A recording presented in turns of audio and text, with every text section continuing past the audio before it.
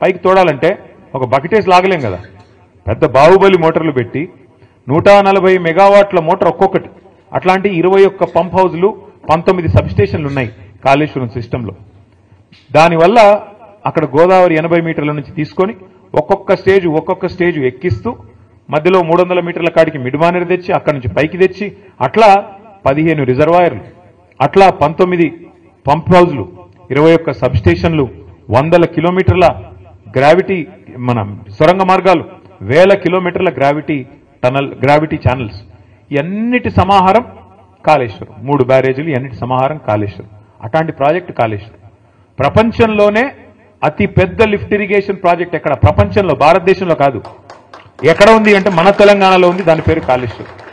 ఇవాళ కేసీఆర్ గారు చేసిన బృహత్ ప్రయత్నం వల్ల, భగీరథ సంకల్పం వల్ల, మరి అప్పుడెప్పుడో శివుడు గంగను భూమి నుంచి దివికి దింపారంటారు, ఇది ఆకాశం నుంచి కిందికి తీసుకొచ్చారంటారు.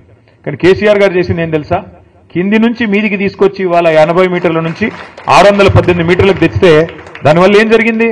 ఒక రైతుల పొలాలకు నీళ్లు మాత్రమే కాదు, మార్గమధ్యంలో ఉండే అన్ని గ్రామాలు, అన్ని పట్టణాలకి మంచినీళ్లు.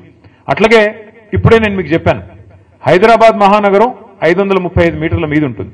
ఇప్పుడు మనం కూర్చున్న ప్రాంతం కొండపోచమ్మ సాగర్ 15 టీఎంసీల సామర్థ్యం, అంటే 15 హుసేన్ సాగర్ల సామర్థ్యం. కొద్దిగా కిందికి పోతే మల్లన్న సాగర్ 50 టీఎంసీల సామర్థ్యం, అంటే 50 హుసేన్ సాగర్లతో సమానం. ఈ రెండు కూడా హైదరాబాద్ నెత్తి మీద కుండబెట్టినట్టే. ఈ రెండు శాశ్వతంగా హైదరాబాద్ అనే మహానగరానికి ఇవాళ 1 కోటి జనాభా ఉన్నారు. రేపు 3 కోట్లైనా ఇబ్బంది లేకుండా రాబోయే 50 సంవత్సరాలు హైదరాబాద్ మహానగరం యొక్క తాగునీటి గురించి కూడా ఆలోచించిన ఒక దార్శనికుడు, విజనరీ లీడరు మన నాయకుడు కేసీఆర్ గారు.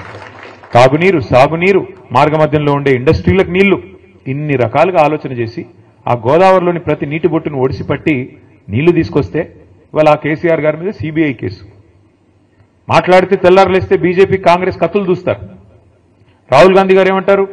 సిబిఐ అనేది మోడీ గారు జేబు సంస్థ అంటాడు. మరి ఇక్కడ రేవంత్ రెడ్డి గారు ఏమంటున్నారు?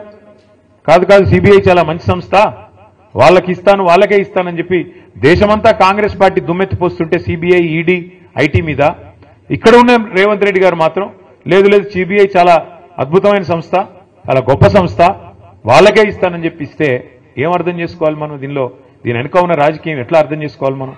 ఇందాక జగదీష్ రెడ్డి గారు చెప్పింది అక్షర సత్యం. ఇవాళ తెలంగాణ పచ్చబడుతుంటే కొంతమంది కళ్ళు ఎర్రబడుతున్నాయి, నచ్చట్లేదు వాళ్ళకి. వాళ్ళ కడుపులో ఎక్కడో దేవినట్టు అవుతున్నది. ఎందుకంటే తెలంగాణ బాగుపడుతుంటే, కేసీఆర్ గారి నాయకత్వాన్ని ప్రజలు ఆమోదిస్తుంటే, ప్రజలు అనుక్షణం గుర్తు చేసుకుంటుంటే వాళ్ళకి నచ్చట్లేదు. ఇక్కడ కార్మికులు బాగుండకూడదు, ఇక్కడ రైతులు బాగుండకూడదు, ఇక్కడ దరిద్రం తాండవిస్తేనే మన రాజకీయం సాగుతుంది అనే విధంగా ఇవాళ కాంగ్రెస్, బీజేపీ రాజకీయం చేసి ఇద్దరు కలిసి కేసీఆర్ గారి మీద ఏదో రకంగా కక్ష సాధింపు, ఏదో కేసు పెట్టి ఏదో రకంగా బదనాం చేసి ప్రజల్లోకి పోయి ఏదో ఒకటి చేయాలా అని ఒక దుర్బుద్ధితో వ్యవహారం చేస్తా ఉన్నారు. 21 నెలల్లో